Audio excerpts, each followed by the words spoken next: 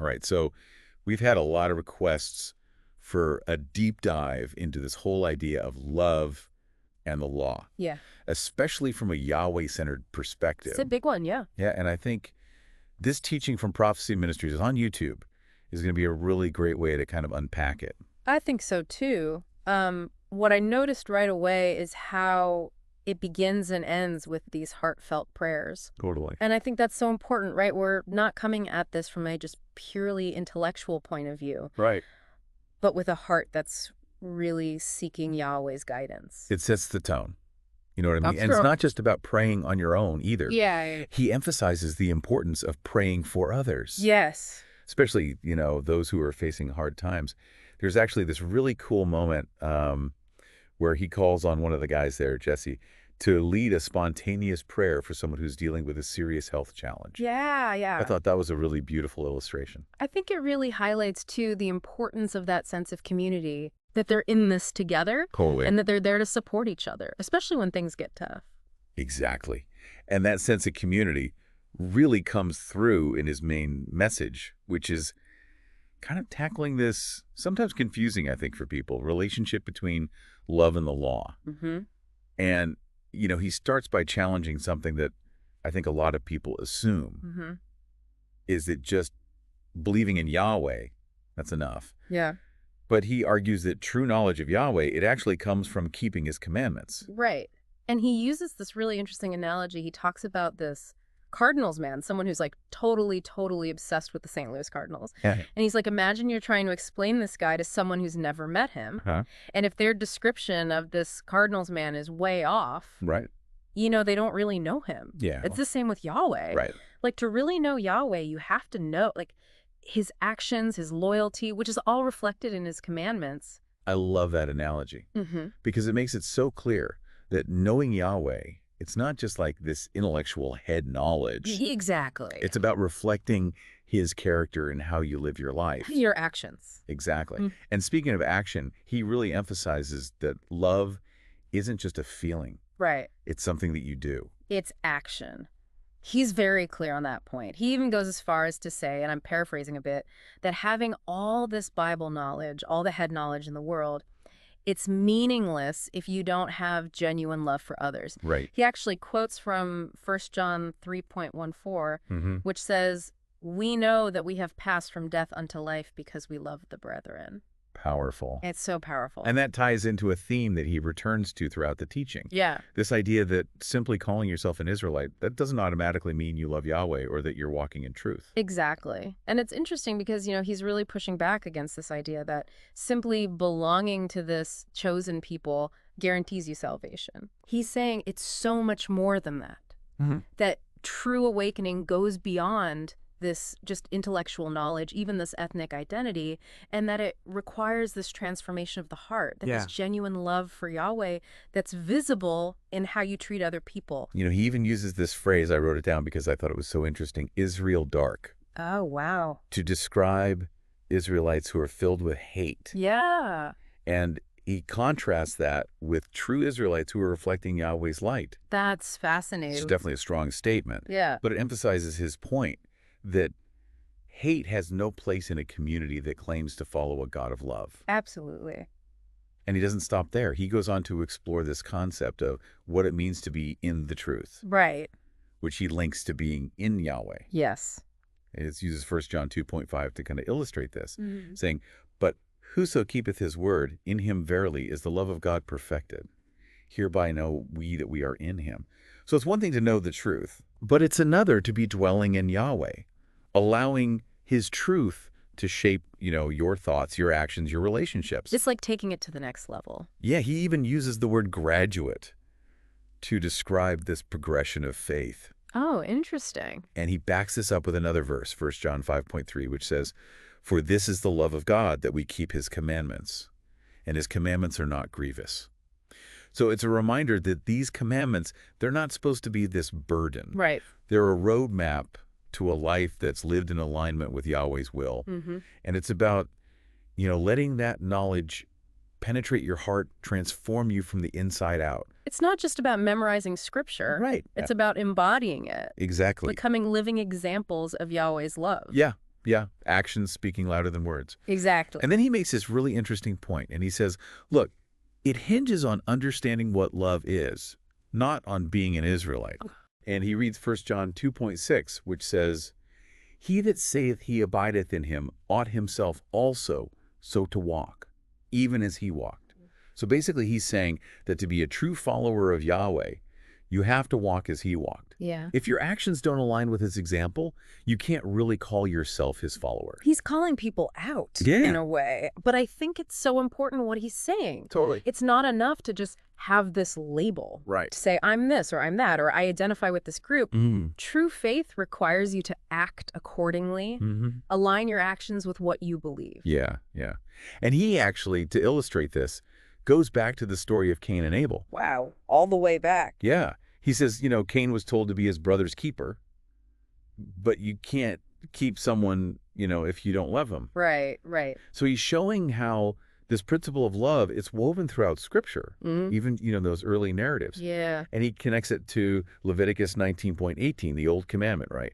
Love your neighbor as yourself. Love your neighbor as yourself. So he's emphasizing that this concept has been there from the beginning. It's foundational. It's foundational. And he doesn't stop there. He actually goes on to read the same commandment in the New Testament, Matthew 22.39. Wow. And what's so fascinating is how he connects this idea of love to the fulfillment of the law and understanding prophecy.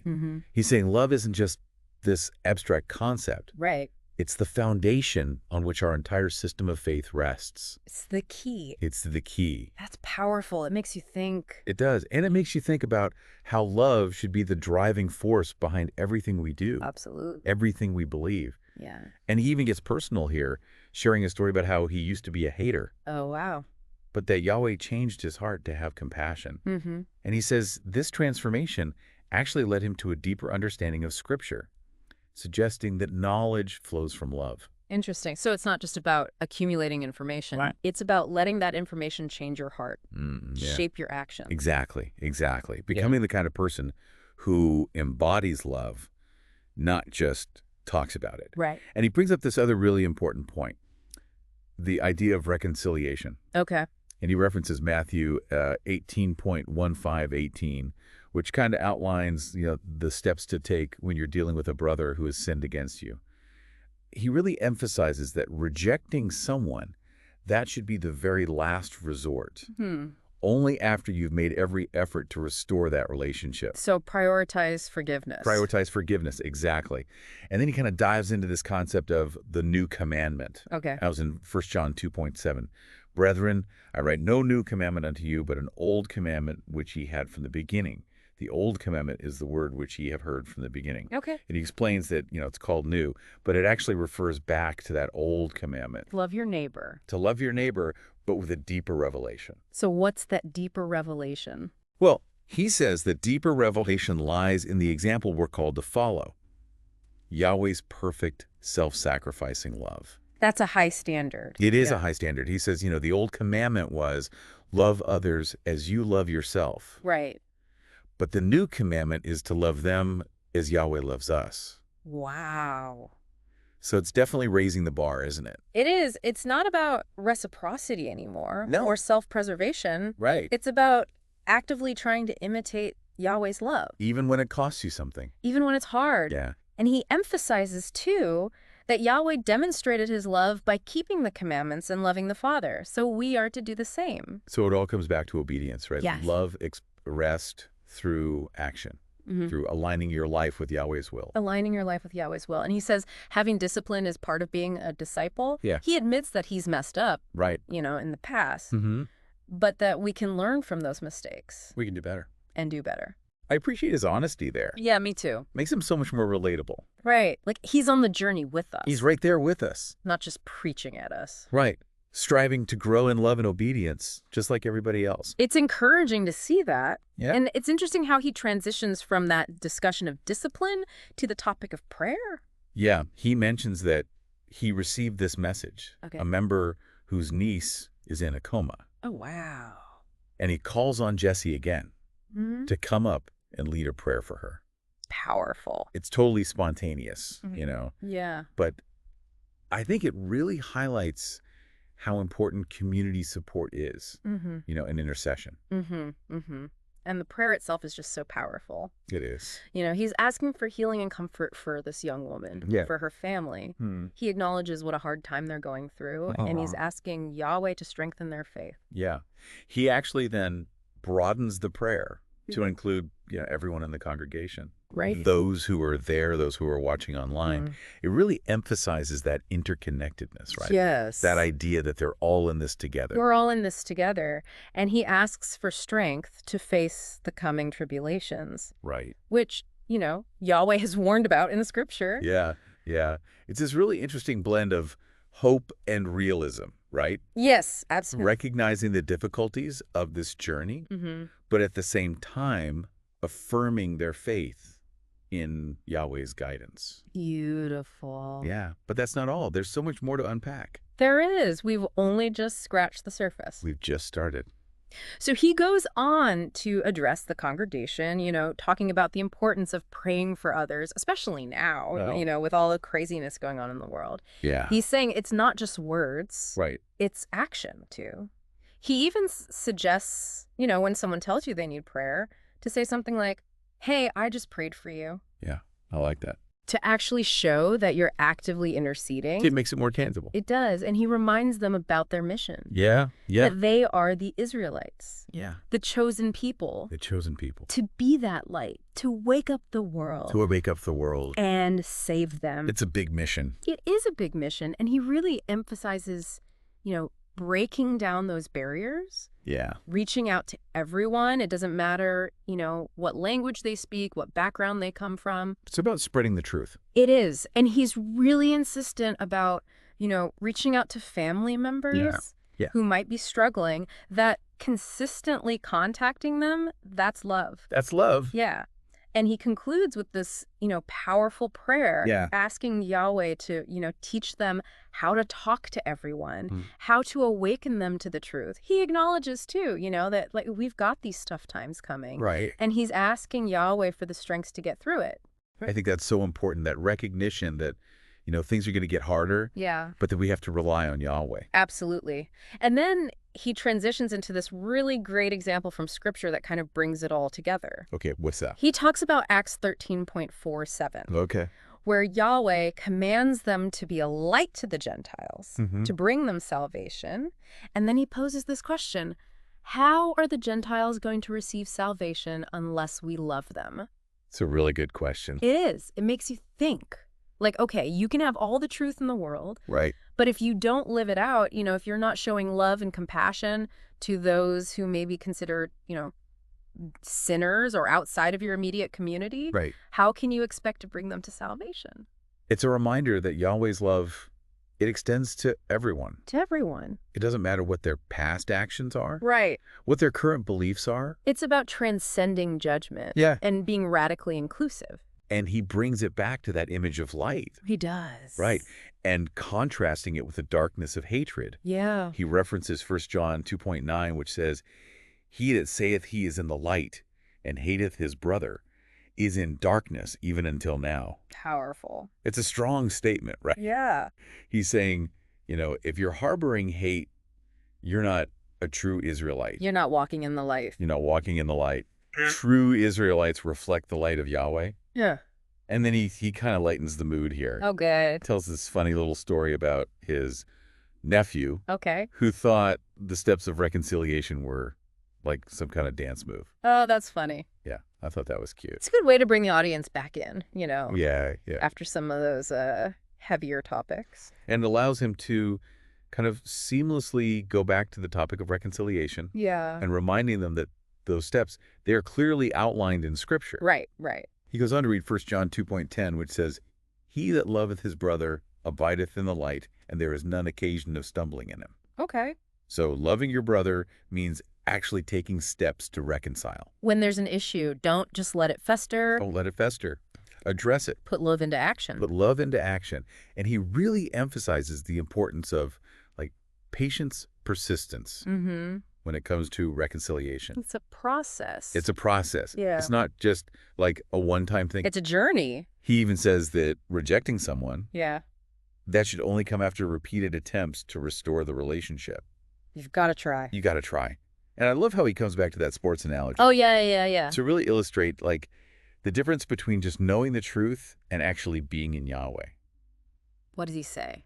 Well, he says, like, a true fan, they demonstrate their knowledge through their support, Yeah. their loyalty. Their unwavering loyalty. Being in Yahweh, it means reflecting his character, Mm. living your life in alignment with those commandments. It's not just head knowledge.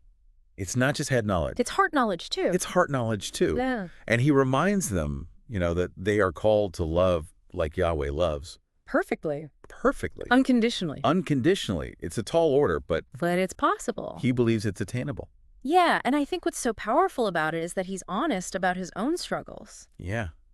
He admits, he's made mistakes, too. Right. But that's the beauty of it, right? Right, it is. It makes it real. It makes him relatable. He's right there with us, striving to get better. And it leads beautifully into, like, his final takeaway message, where he's urging them, to choose love. Yeah. To let Yahweh's love transform their hearts. To let it work in them. Yeah, he reminds them that, true knowledge comes through keeping Yahweh's commandments. Mm, And that love, it's the foundation of everything. the foundation. The key to fulfilling that mission. That's a pretty amazing summary. So we left off with this, challenge, right? To really step it up. To be more than just casual believers. To really be disciples. To follow Yahweh's example. And he goes on to talk about how this all ties into that mission of being a light. To the nations. Yeah, like Yahweh has called his people to bring salvation to the Gentiles. But then he asks this really pointed question. What's that? How can you bring someone to salvation if you don't even love them? It really made me to think. It does. Like, what are we actually doing to show Yahweh's love to the world? Actions speak louder than words, right? Exactly. And he's not sugarcoating it. He acknowledges that loving the Gentiles means loving people who might not agree with you, people who might not even get where you're coming from. Who might not live the same way you do. Yeah. And he even points out that sometimes it means loving people who have, messed up. Broken the law. Yeah. But he reminds us that Yahweh's love, it's for everyone. It doesn't matter what you've done. Or what you believe right now. He's calling us to, really break down those barriers. To move past judgment and be radically inclusive. I love how he keeps coming back to that image of light. Yeah, contrasting it with that darkness of hatred. And he brings up 1 John 2.9 again. What's that one say? He that saith he's in the light and hateth his brother is in darkness even until now. So powerful. Like, if you're holding on to that hate, you're not really walking in the light. You're not a true Israelite. And then, I love this, he brings a little humor back in. Oh, good. Always appreciate that. What does he say? He tells this funny story about his nephew who thought the steps of reconciliation were some kind of dance. Oh, that's cute. Yeah, it's a good way to kind of lighten the mood. Yeah. And then he seamlessly goes back to those steps of reconciliation. Right. Reminding us that it's not just some random idea. It's actually laid out in Scripture. Yeah, he reads 1 John 2.10. He that loveth his brother abideth in the light, and there is none occasion of stumbling in him. So loving your brother means you got to do something. Yeah, to take action. Address the issue. Work it out. He really stresses patience and persistence. Reconciliation, it's a process. It's not a one-time thing. You might have to try and try again. He even says that rejecting someone, that should only be the very last resort. After you've exhausted all other options. Exactly. And then he circles back to that sports analogy to really hammer home the difference between knowing about Yahweh and being in Yahweh. I love how he does that. What does he say? It's like, a true fan shows their knowledge through their loyalty, through their actions. Being in Yahweh, it's the same way. You got to reflect his character. You got to live those commandments. It's not just about having the right answers. Right. It's about living the right way. Letting it transform you. And he ends the teaching with this beautiful reminder that we are called to love like Yahweh loves us. Perfectly. Unconditionally. It's a high calling for sure. It is. But, he believes it's possible. Through discipline, through commitment, through letting Yahweh work in our hearts. What a powerful message. It really is. So I don't know about you, but this deep dive, it's got me thinking. Me too. There's a lot to process.